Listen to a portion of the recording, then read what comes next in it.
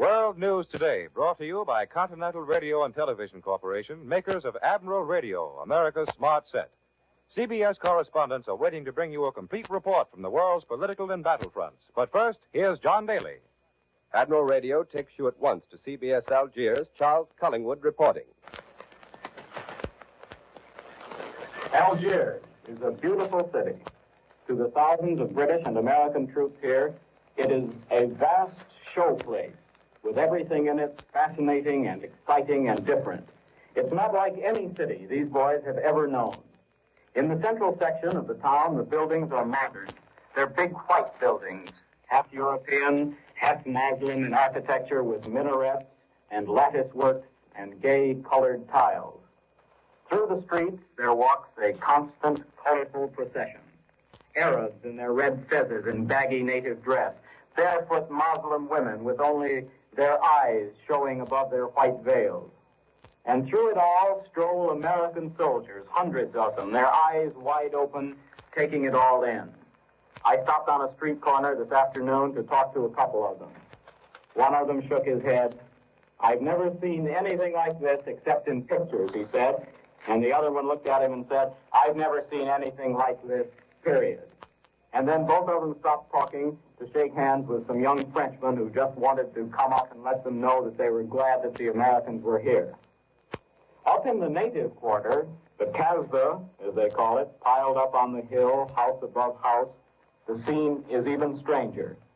The Kasbah is another city, a city within a city, full of little houses and twisting narrow streets that run steeply up the hill. By day, it is crowded and picturesque. By night, it is silent and mysterious. I got lost up there last night. There was no soul to be seen, only the green eyes of cats gleaming in the night and the feeling that behind the closed doors and shuttered windows, there were eyes watching you pass. This, then, is the Algiers that American troops are sightseeing in and working in today. It's a friendly city. In the week that we have been here, we've turned the civil administration back to the French. The French are running the city now. We are their guests. That is the way we try to act, and that is the way they treat us. We are honored guests. The French are doing everything they can to help us. You can't even ask your way in Algiers without 3 or 4 people jumping on the running board of your car and taking you there themselves. And this broadcast, if it hadn't been for the heroic efforts of the French officials who operate Radio Algiers, it would never have got out. And we don't even know now whether it is going out. I'm broadcasting tonight from a tiny, bare little hotel room. It's the only place we could find. There's a French engineer here who presides over a portable outfit that he brought in here yesterday. He's doing 4 things at once, and he's been doing it for hours. If we get on the air, and I say again, I don't know whether we are, it's because of these Frenchmen of Radio Algiers who have surmounted 1,000 difficulties to help us. So today, Algiers lies white and gleaming under the African sun. It's a happy city. A good deal happier, I think, than before we came. But this is a military operation we're engaged in here, and there are a lot of soldiers in Algiers who don't have time to look at the sights. When the Americans took Algiers, they laid a stepping stone. Now the British First Army is here, and the First Army is beginning to step. General Anderson said yesterday that the job of his First Army was to kick Rommel in the pants, and he means to do it. It's going to be a hard job. General Anderson knows it, and the First Army knows it too. They have vast distances to cover, and they've got to cover them fast. The Germans are trying to consolidate in Tunisia, and they're trying to throw up a barrier between this First Army of General Anderson and the 8th Army of General Montgomery. So far, the Germans have landed what they call here a considerable air force in Tunisia. They've also landed some ground troops, and they're pouring in more, both ground and air, just as fast as they can. It's the job of the First Army to get there before the Germans can be strong, and the First Army is racing just as fast as it can. So far, the advance is a matter of seizing ports and airfields like the one at Bone and leapfrogging from them toward the enemy. any day now, the main body of the First Army will begin to roll. And when it does, its advance will be rapid and spectacular. This is Charles Collingwood in Algiers, returning you to CBS in New York. And now for more news of the whole North African and Mediterranean area, Admiral Radio takes you to CBS London. Bob Trout reporting. In London, just as in the United States, everyone is trying to keep up with the swiftly moving military and political events in the Mediterranean theater. In the rush, it's hard to fit the details into their places in the right perspective, and meanwhile, other news events which would usually be big news are lost in the shuffle. Here in London, we've been listening constantly to Radio Morocco and to Algiers. The political situation down that way is obviously still very, very difficult. In London, the strange case of Darlan looks not one bit less strange tonight. On the military side, all seems to be well, but of course, the hardest times are still ahead.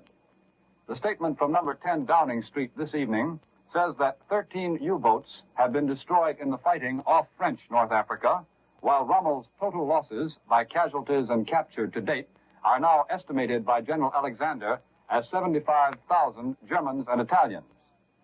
We heard Radio Morocco, in American hands, say today that American troops crossed the Tunisian frontier last night and that they are making rapid progress toward the cities of Bizerta and Tunis. We've heard since then from Algiers that British and American reconnaissance parties have penetrated across the border into Tunisia, seeking the best way through the passes for the First Army, which is advancing as fast as possible. Apparently, most of General Anderson's British First Army is still on the Algerian side of that frontier, moving ahead on land, sea, and air as one unit. The British Broadcasting Corporation's observer with the First Army says that General Anderson describes the capture of the Bone Airfield as a good example of British-American cooperation. This Bone Airfield was taken by British parachute troops with a few Americans, all carried by American pilots in American planes. Simultaneously, the Royal Navy landed a mixed body of commandos. General Anderson said to this BBC observer, "A long period of strain, very hard living and hard fighting faces us. This is no picnic." Some of the American parachute troops in action in this theater are the ones who flew direct from Britain, led by their Colonel Edson Raff. Not very long before these parachute troops left, I flew with Colonel Raff and his men over the English countryside, but not very high over it. And they were all eager, very eager, to get over the training period and to start jumping into a real battle. One thing they told me fits in perfectly with General Anderson's words. They said, the serious work of parachute troops begins after they have hit the ground. The capture of Bone Airfield has provided a first-class base for the Royal Air Force. Many of the British pilots flying from Bone got their experience flying from Britain in sweeps over northern France, and now they're knocking down the Axis planes on another front. On the other side of Tunisia, Britain's Malta-based aircraft are taking part in the battle by attacking the enemy-held airfield at Tunis. And the Royal Air Force twin-engine fighters from Malta have made another successful low-level attack on this Tunis field. In a moment or two, we shall hear from General Alexander's zone of the Mediterranean, where the British Eighth Army is scarcely more than 200 miles along the coastal road from the Axis base of Benghazi. But in the few moments remaining to me in London, let me see if I can explain a little bit more in this period about the political situation which I was telling you about. Last night, CBS was able to bring you the first American broadcast from French North Africa since the landings. In it, Columbia's correspondent, Charles Collingwood, told us that the political situation is indeed still difficult. There's great allegiance to the established doctrine of Marshal Pétain. That is why, said Mr. Collingwood, Darlan's appointment as head of the government has been so well received in French North Africa, because Darlan is so closely connected with Pétain. I've reported to you before on how the mystery of Darlan looks from London. Now, Radio Algiers, in American hands, is broadcasting French language announcements in the name of the Marshal, head of the French state. At the same time, the German-controlled French news agency on the continent is telling us that the French Admiral commanding the French fleet at Toulon, on the wrong side of the Mediterranean, has just taken the oath of allegiance to the Marshal, head of the state, meaning in this this case that the French fleet will not try to escape from the Germans. And now the time is up in London, so next to CBS Cairo and the report of Winston Burdett.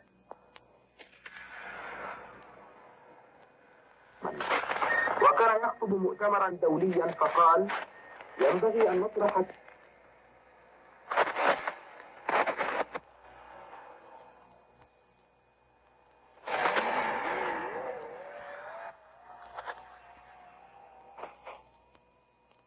كيف يصيح هتلر في وجه العالم.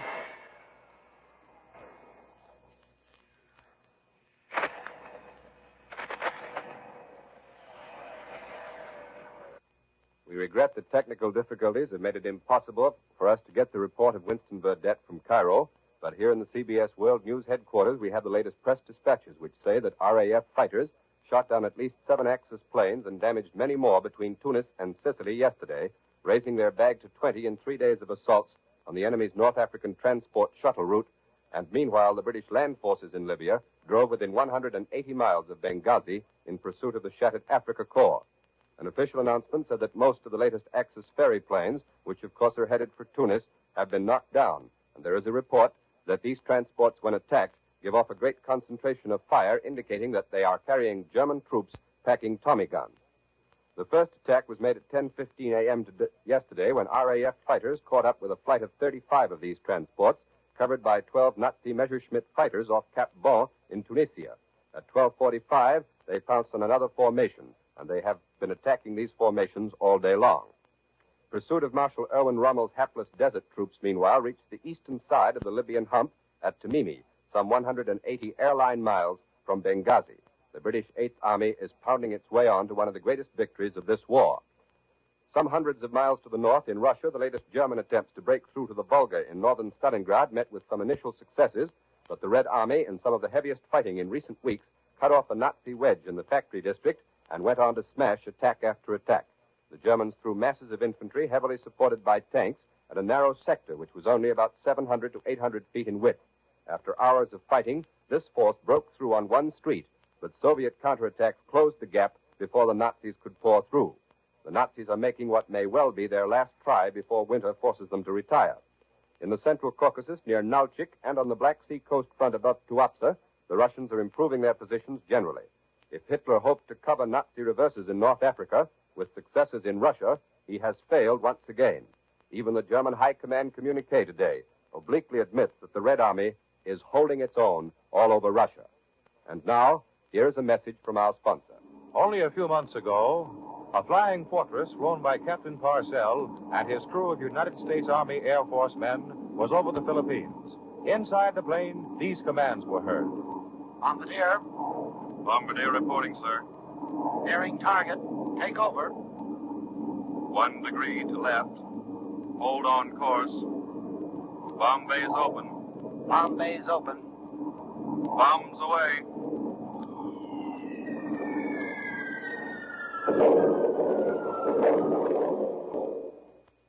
Captain Parcell and his crew, in the air 32 hours, stopped 2 Jap invasion forces, sunk loaded Jap transports, and knocked down Jap Zero fighters. Such men deserve the best possible equipment, as much of it as they can use.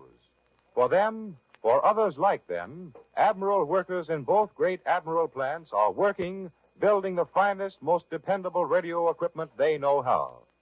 And while Admiral workers build equipment, Admiral dealers act to keep civilian radio sets in perfect condition.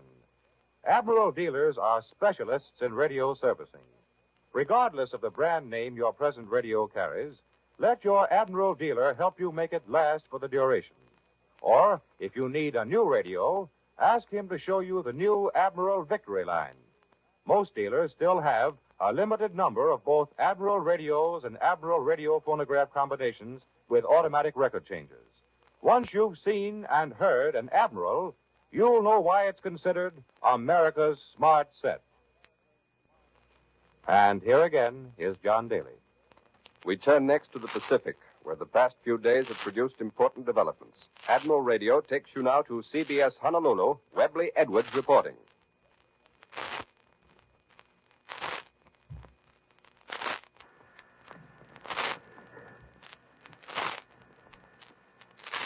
On the night of November 12th, last Friday night, East Longitude time, a series of naval engagements began between forces of the United States Navy and the Japs. These actions continued through Saturday, with our Navy's communique saying that both American and Japanese forces suffered losses. It was obvious at once that no details concerning the battle would be forthcoming while the battle was in progress. For to release such details would provide the enemy with information of great value to him. Thus, there's no statement this morning from the Pearl Harbor headquarters of Admiral Chester W. Nimitz, Commander-in-Chief of the United States Pacific Fleet. The Admiral and his staff are calm, confident, and very busy. This sea battle is continuing. And while it is more of a series of encounters rather than a full-dress single battle, it is of major importance. The Japs would like to drive our land forces from Guadalcanal Island and its precious airfield. To do this, they must protect their men and supplies with their naval forces. Our Navy is seeking the Jap sea forces wherever they can be found. There's plenty of rugged action in the South Pacific.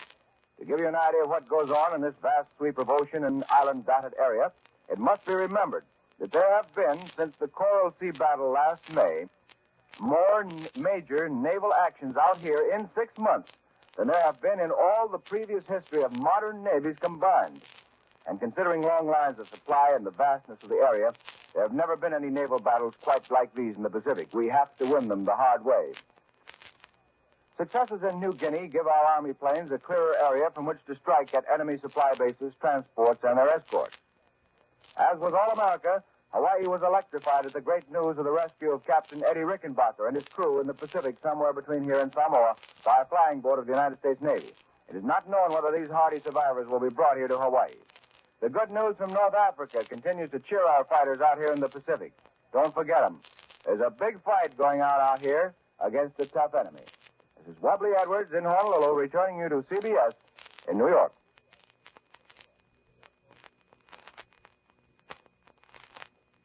Here at home, there has been considerable confusion over the political implications of the occupation of French North Africa, as there has been in London, particularly in regard to the status of Admiral Darlan, former French commander-in-chief. Washington has further news on that. So Admiral Radio takes you now to CBS Washington, Lee White reporting. There's been no War Department communique so far on developments in North Africa, but it's reasonably certain that American forces are now attacking or about to attack the German-held airdromes and other strong points in the vicinity of Bizerte and Tunis. There's reason to believe there are about 10,000 German troops in Tunisia, and that more are coming in as fast as they can be ferried across the Mediterranean from Sicily. Only the position of the naval commanders at Bizerte seems doubtful, and they may well have decided to side with the Allies following Admiral Darlan's recognition as chief of government in all North Africa. As Charles Collingwood told you last night, in the first broadcast received from Algiers, pro-Vichy sentiment was much stronger throughout North Africa than we at first anticipated. Bob Trout has just told you how the Darlan situation looks in London. Here's how it looks in Washington.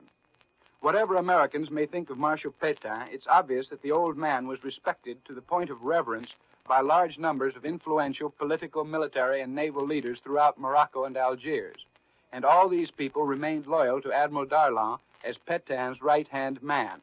It's becoming increasingly evident that General Eisenhower was faced with a dilemma, either of signing an immediate armistice with Darlan or facing the prospects of continued Vichy resistance. He seems to have chosen the former alternative for two reasons. First, in order to avoid useless bloodshed and the necessity of wasting 50 or 60,000 American fighting men in policing unfriendly territory, and second, in order to be able to enter Tunisia as soon as possible. Morocco and Algiers were pacified several days ahead of schedule, and now, thanks to our agreement with Darlan, complete order reigns, and it's possible for our army to go ahead with the investment of Tunisia without wasting a single moment of very valuable time. Tunisia is the keystone to our occupation of the African coast of the Mediterranean. And now here's Columbia's military expert, Major George Fielding Elliott, with an analysis of the situation in the South Pacific.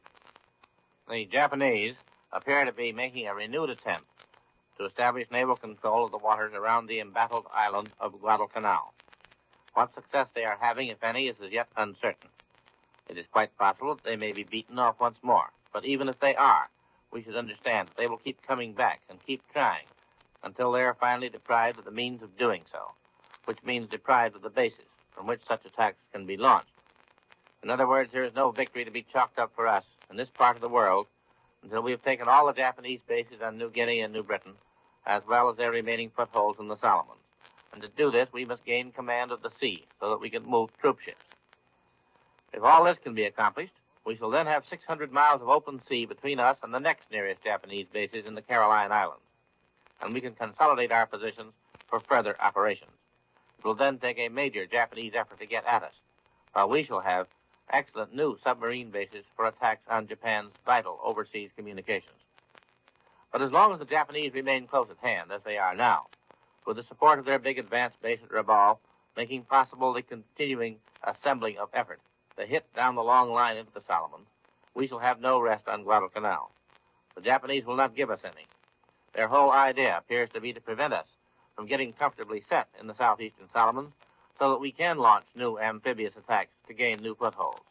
And it is a very sound idea from the Japanese point of view. They have been willing to make great sacrifices to carry it through, and they are continuing to do so. One countermeasure which we are taking may prove to be of unexpected value, and that is the American-Australian advance on the mainland of New Guinea. The Japanese, having lost the mountain passes and their advanced position at Kokoda, have now been driven from Wairopi by the Australians, while an American force is approaching the Japanese coastal base at Buna.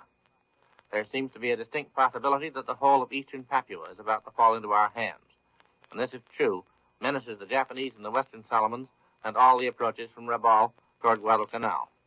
But the real decision will be at sea, and not until we have been able to gain the upper hand there can we expect any decisive results in the southwestern Pacific. Merely beating off Japanese attacks will serve no permanent purpose. We now return you to CBS New York and John Daly. And that's World News Today. Now here's Warren Sweeney with a word from Admiral Radio. Do you know what radiogoniometry is? Well, probably not. But the United States Army Signal Corps does. For radiogoniometry is the science by which it locates enemy radio stations. Hundreds of radio terms and devices are unfamiliar to us, yet vital to the armed forces. If you could walk through the Admiral plants, you would see many of these radio devices in the process of being manufactured. Thousands have already been delivered. Many more will be.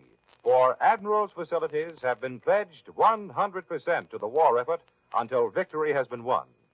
This means, of course, that no Admiral radios, no Admiral radio phonograph combinations are being made for civilian use today. However, most Admiral dealers still have a limited supply of the new Admiral Victory line. If you do need a radio, see your Admiral dealer. The Victory line is comprised of the finest radios and radio phonograph combinations Admiral has ever turned out. See for yourself why Admiral, in peacetime, became the world's largest manufacturer of radio phonograph combinations with automatic record changers. World News Today is brought to you each Sunday at this hour by Continental Radio and Television Corporation, makers of Admiral Radio, America's smart set. Be sure to listen next Sunday when Admiral again will give you World News Today by shortwave, direct from the leading news centers of the world. Americans, this war is a matter of life or death. Don't pull your punches. If you've not already signed up for 10% in war bonds on the payroll savings plan, sign up now. This is the Columbia Broadcasting System. The WBBM Air Theater, Wrigley Building, Chicago.